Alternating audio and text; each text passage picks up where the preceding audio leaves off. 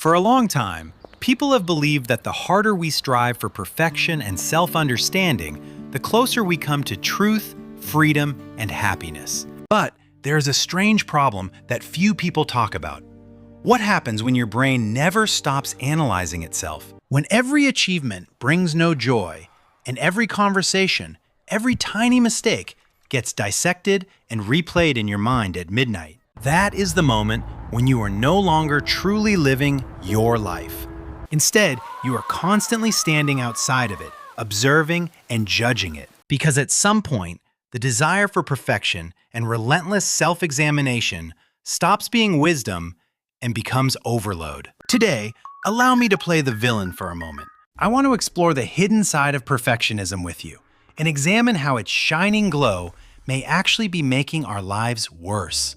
Welcome to the Psychology Decoded journey. To understand why constantly trying to do your best can turn into self-inflicted suffering, we need to look at the machine running behind it all, your brain. Neuroscience describes a concept discovered by researcher Marcus Raichle called the Default Mode Network, DMN. Think of it like the background apps running on your phone, automatically activating whenever you're not focused on a specific task. But for perfectionists, this app never disconnects. Even while you're sitting in a meeting, it's running at 100% CPU usage, constantly asking, "Why did I say that earlier?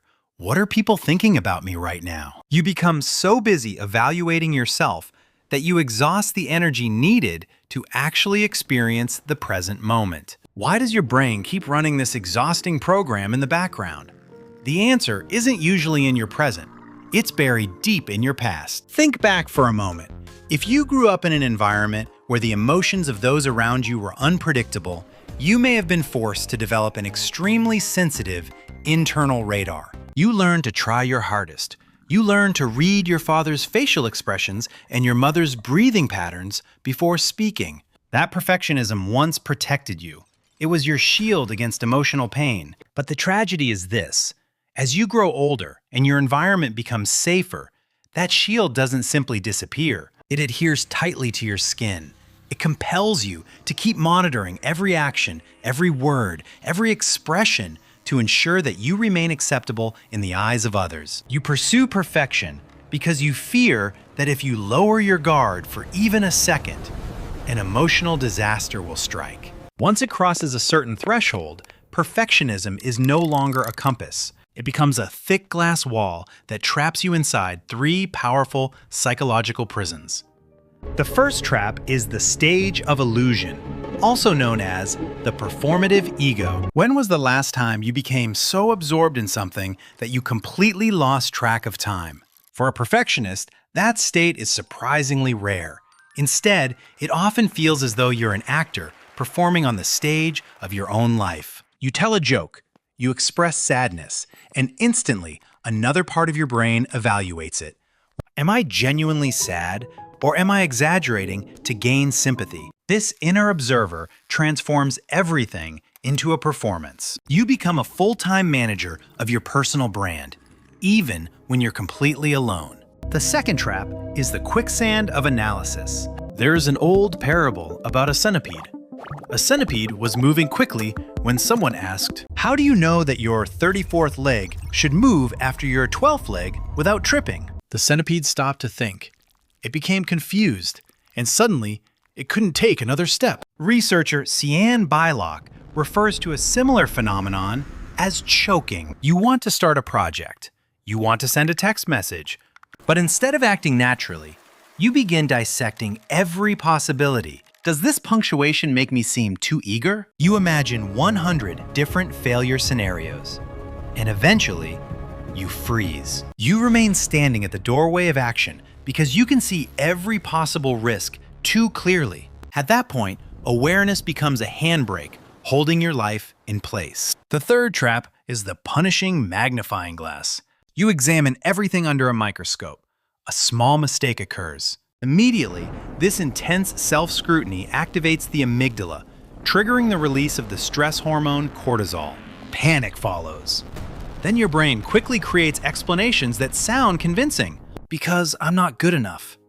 Because my parents never truly loved me. Those explanations may be completely wrong, but because you generated them yourself, you believe them. Your awareness steals away your natural vitality and leaves behind only judgment, self-criticism, and endless calculations. So how do you escape these traps?